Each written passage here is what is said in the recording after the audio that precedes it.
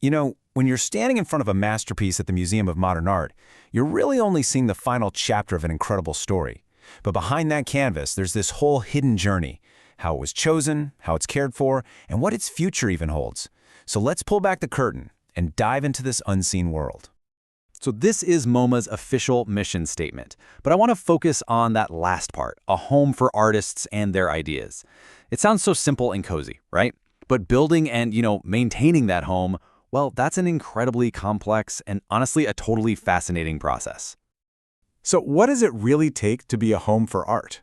To answer that, we're going to follow the entire life cycle of an artwork, from the very first moment it's even considered for the collection, all the way to the huge challenges of keeping it safe for generations to come. All right, first things first. How does a work of art even get through the front door at MoMA? It's not as simple as a curator just finding something they think is beautiful. No, it's this really tough, high-stakes process called acquisition. Every single piece, doesn't matter if it's a gift or a purchase, has to go through this gauntlet. First, a curator has to fight for it, really champion it. If that works, the museum's director has to give it a thumbs up. And even then, it has to go to a trustee committee for the final, ultimate approval. It's a whole system of checks and balances, and it's all designed to make sure that every single edition truly belongs there. Now here's where it gets really interesting. Before any of that can even happen, the curators basically have to become detectives. They have to investigate the work's provenance, which is just a fancy word for its entire life story. Who owned it? Where's it been? This is absolutely critical to make sure the museum can get a clean, undisputed legal title. And they take this detective work very, very seriously. For any piece that's valued at $35,000 or more, MoMA runs a mandatory check against the Art Loss Register. That's a huge global database of stolen and missing art. So the takeaway here is, a clean history isn't just a nice-to-have, it is absolutely not negotiable. So, after all that detective work and all those committee approvals, what's the result? Well, you get a collection that's deep enough to tell some truly incredible stories. Let's just take one artist, Pablo Picasso, to see how this careful process lets us watch a revolution happen in real time. We'll start here, in 1904, with Picasso's Blue Period. I mean, just look at these figures. They're so skinny, almost like ghosts. The mood is just heavy, soaked in sadness. This piece is a raw, powerful look at poverty, and it's the perfect starting point for understanding where he came from as an artist. Okay, now let's jump forward just 5 years. That world Picasso was just showing us, it's been completely shattered. This is the birth of what's called analytic cubism. He's literally analyzing what he sees, breaking down buildings into these sharp geometric pieces, and showing us a bunch of different viewpoints all at once. It was a complete demolition of traditional art. And then, just a few years later, he takes another huge leap into what we call synthetic cubism. So think of it this way. If analytic cubism was about taking things apart, synthetic cubism is about putting them back together, or synthesizing them, into something totally new. The shapes are still abstract, but he's piecing them together to create a brand new visual language, almost like a collage. And this, right here, shows you the real power of a great collection. By carefully grabbing works from different moments in time, the museum lets us see an artist's entire revolution in a single visit.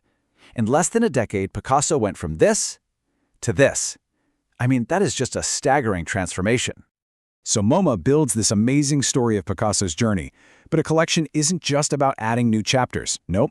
Sometimes, to keep the story sharp and focused, you have to do some editing. And that brings us to what is easily the most controversial and misunderstood part of a museum's life: deaccessioning.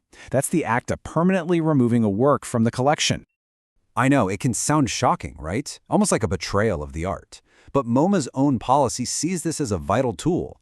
They don't see it as a failure at all, but as a key collection stewardship practice.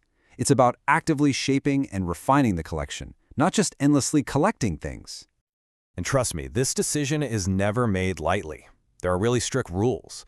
Maybe the piece just doesn't fit the museum's mission anymore, or maybe it's a duplicate of a better one. Sometimes its authenticity gets debunked. Or, and this is a really important one for what's coming next, the museum realizes it just can't take care of it properly. And that whole idea of proper care, well, it's being completely rewritten in the 21st century. The biggest challenge for the museum as a home isn't about physical objects anymore. The future, my friends, is digital. Just check out this growth.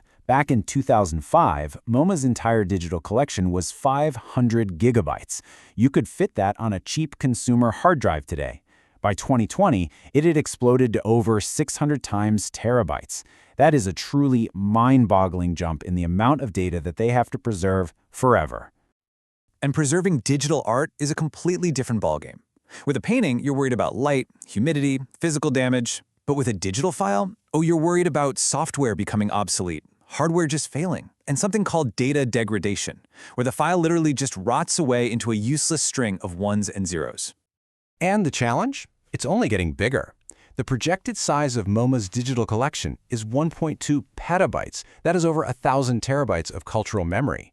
It's an almost unimaginable amount of art that needs a totally new kind of home and a whole new kind of caretaker. Which, of course, leaves us with this huge question. When an artwork is a piece of software instead of a sculpture, and its home is a climate-controlled server instead of a quiet gallery, how does that change what a museum even is? That right there is the exciting and, frankly, daunting frontier for the next generation.